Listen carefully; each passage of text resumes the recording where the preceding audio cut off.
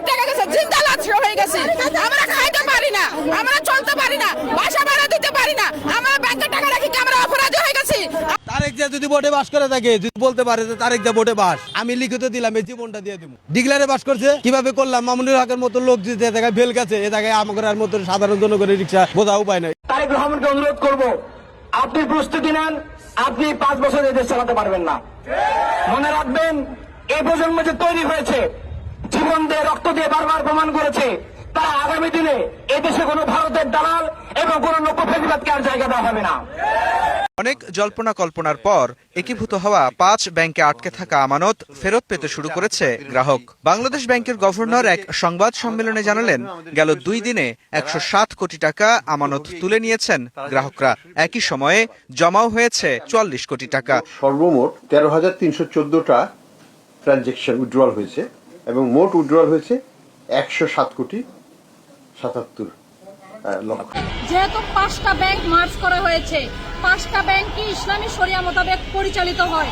এই ইসলামী শরিয়া মোতাবেক যেহেতু ব্যাংকগুলো পরিচালিত করা হয়, 5টা ব্যাংককে টার্গেট করে গভর্নর মনসুর এটা করেছে। সবচেয়ে বেশি দুর্নীতির জায়গা হলো ভূমি অফিস। ভূমি অফিসের কর্মকর্তাদের শরীরে বেশি চর্বি জমে গেছে।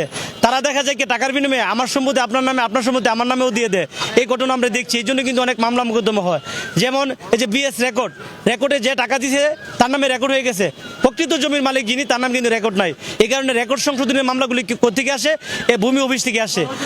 এই বয়সে রাস্তায় কেন দাঁড়াইছি বাবা?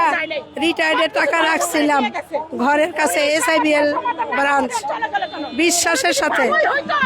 এই রমজান থেকে আন্দোলন অব্যাহত রাখবো। ঈদের পরে এই আন্দোলন তীব্র থেকে তীব্রতর হবে ইনশাল্লাহ।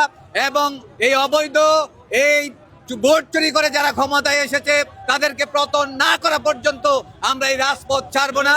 এবং জুলাই সনদ নিয়ে যারা প্রতারণা করেছে জাতির সাথে, এই প্রতারকদের উপযুক্ত শাস্তি না হওয়া পর্যন্ত আমরা এই রাজপথ ছাড়বো না ইনশাল্লাহ।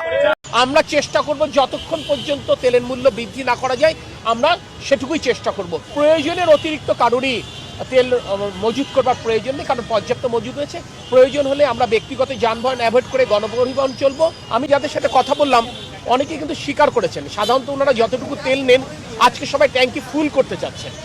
অর্থাৎ একটি সংশয় থেকে, একটা দুশ্চিন্তা থেকে, একটি আশঙ্কা থেকে ওনারা এটি কাজটা করছেন।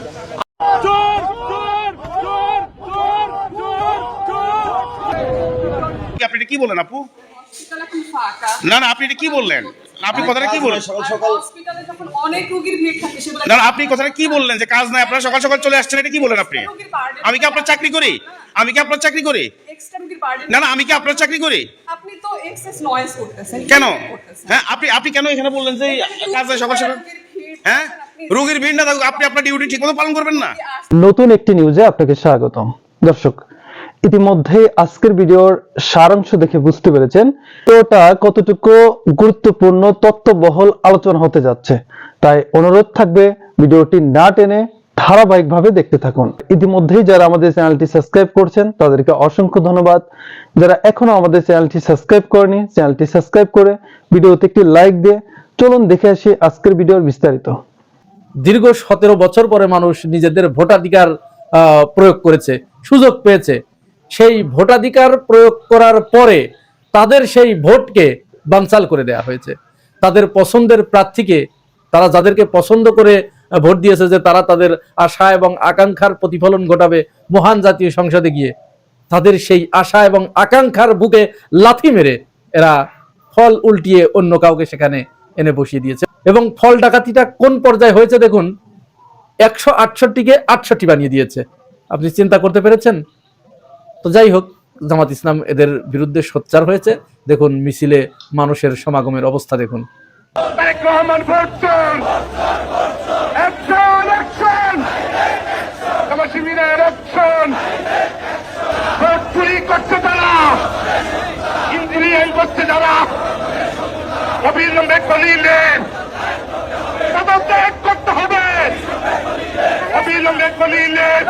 শুধু তাই নয়, এই যে মিছিল, এই যে মানুষের প্রতিবাদ, এই যে বিক্ষোভ, এই বিক্ষোভের পরে মানুষ, উত্তেজিত জনতা, যারা তাদের ভোটাধিকার প্রয়োগ করার পরেও তাদের কাঙ্ক্ষিত নেতা নির্বাচন করতে পারে নাই এই কুচক্রী মহলের কারণে, তাদেরকে দেখুন জুতাপেটা করেছে।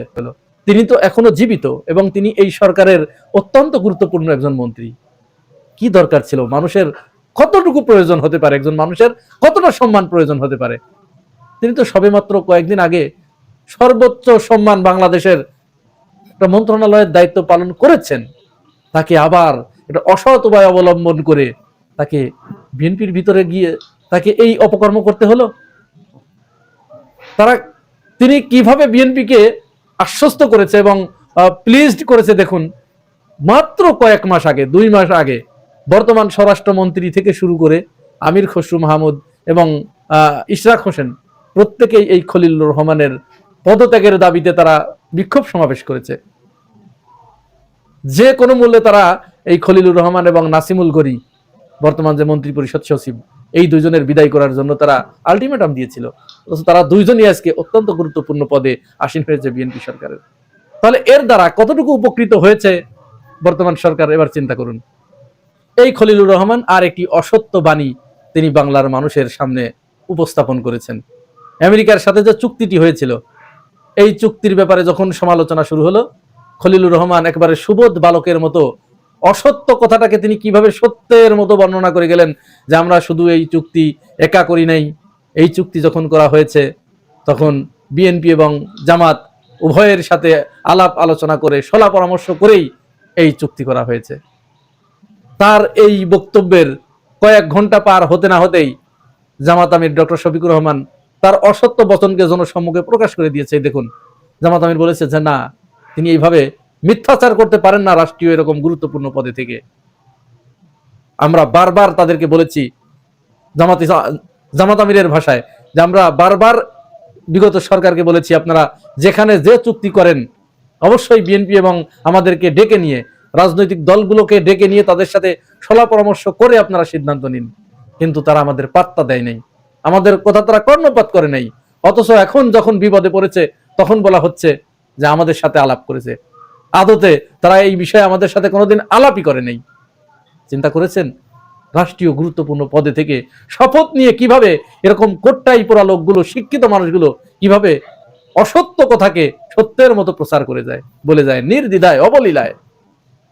সুতরাং মানুষ যখন এই পর্যায়ে নেমে যায় তখন তো তার ওই ভিডিওতে যা দেখলেন, ওই জুতার বাড়ি ছাড়া আর কপালে কিছু থাকে না। আপনার ক্ষমতায় থাকার পরেও যদি জুতার বাড়ি কপালে জোটে, আপনি ক্ষমতা থেকে নামার পরে জনগণ আপনার কি করবে আপনি কি বুঝতে পেরেছেন? এখন জনগণের ভিতর থেকে প্রবল কানাঘুষা শুরু হয়েছে যে রেজওয়ানা হাসান কেন হঠাৎ করে এই সত্য কথাটি বলে দিলেন। অনেকেই বলছে, রাজনৈতিক বিশ্লেষকরা বলছে যে তাদের দুইজনকেই মন্ত্রণালয়ে নেয়ার কথা ছিল, বিএনপির মন্ত্রী পরিষদে যুক্ত করার কথা ছিল। কিন্তু বিএনপি যখন শুধুমাত্র খলিলুর রহমানকে নিয়েছে, রেজওয়ানা হাসানকে নেয় নাই, তখন রেজওয়ানা হাসান এই সত্যটা বলে দিয়েছে। এবং আরো হয়তো অনেক কিছু আসবে সামনে। এখন অনেকেই যারা খলিলুর রহমান এবং রেজওয়ানা হাসানের বর্তমান ফ্যান হয়েছেন, নতুন ফ্যান হয়েছেন, বা এই সরকারের যারা অংশীজন, তারা বারবার বলার চেষ্টা করছে জামাত ইসলামের এই মুভমেন্টকে, এই রেজওয়ানা হাসান এবং খলিলুর রহমান বিরোধী অ্যাক্টিভিজমকে তারা বিতর্কিত করার চেষ্টা করছে যে রেজওয়ানা হাসান তো কোথায় জামাতের নামটাও উল্লেখ করে নেই। তাহলে এই গান্ডুর দল জামাতকে বলছে যে এই গান্ডুর দল সাংবাদিক সম্মেলন করছে রেজওয়ানা হাসানের বিরুদ্ধে। বাংলাদেশের মানুষ এত ছাগল না, সবাইকে আপনার মতো ছাগল ভেবেন না। রেজওয়ানা হাসানের 25 মিনিটের বক্তব্য প্রত্যেকেই শুনেছে, আপনিও শুনেছেন। এখন তিনি পরিষ্কারভাবে বিরোধী দলের কথা উল্লেখ করেছেন। সাংবাদিক কিন্তু তাকে টোপ দিয়ে, তার কথা এক পর্যায়ে কিন্তু ভালোভাবেই এগিয়ে যাচ্ছিল, কিন্তু চতুর সাংবাদিক তাকে কিন্তু ওইখানে টোপ দিয়ে টেনে এনেছে, তাকে ভিতরে ঢুকিয়ে এনেছে। তিনি একটা পর্যায়ে ঠিকই আছে, অন্য ধরনের একটা আলোচনা করছিলেন, সেই আলোচনার ভিতরে একটা পর্যায়ে তিনি প্রথমেই হুট করে উগ্রপন্থা নিয়ে আসেন। উগ্রপন্থা আনতে আনতেই তিনি কি করলেন দেখেন, কত চতুরতার সাথে এই উগ্রপন্থাকে তিনি জুড়ে দিলেন জামাতের সাথে।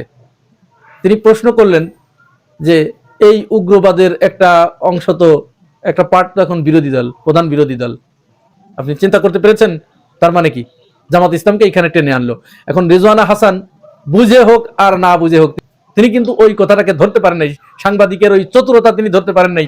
তিনি একেবারে সুবোধ বালিকার মতো গড়গড় করে বলে দিলেন যে হ্যাঁ, তারা বিরোধী দলে আসলেও আমরা কিন্তু তাদের মেইন স্ট্রিমে আসা ঠেকাতে পেরেছি, আমরা তাদেরকে ঠেকিয়ে দিতে সক্ষম হয়েছে, আমরা তাদেরকে মেইন স্ট্রিমে আসতে দেই নাই, তার করে তিনি উল্লেখ করেছেন। এখানে না বোঝার কোনো কিছু নাই। যদি আপনি না বোঝার ভান করেন তাহলে আপনার দুইটা অবস্থা, হয় আপনি বোঝেন না অথবা আপনি বুঝেও বালির ভিতরে মুখ গুজে থাকেন। যাই হোক, সর্বশেষ আপনাদেরকে যে ফেরেস্তা দেখাতে চেয়েছি, একদল ফেরেস্তা। ফেরেস্তা হচ্ছে যাদের কোনো পাপ নাই, যারা কোনোদিন কোনো অন্যায়ের সাথে যুক্ত থাকতে পারেন না। এই যে 5 আগস্টের পর থেকে শেখ হাসিনার আমলে তো ছাত্রলীগ যুবলীগ এক ধরনের চাঁদাবাজি করেছে, ছিনতাই করেছে, বাংলাদেশকে ধর্ষণের স্বর্গরাজ্যে পরিণত করেছিল।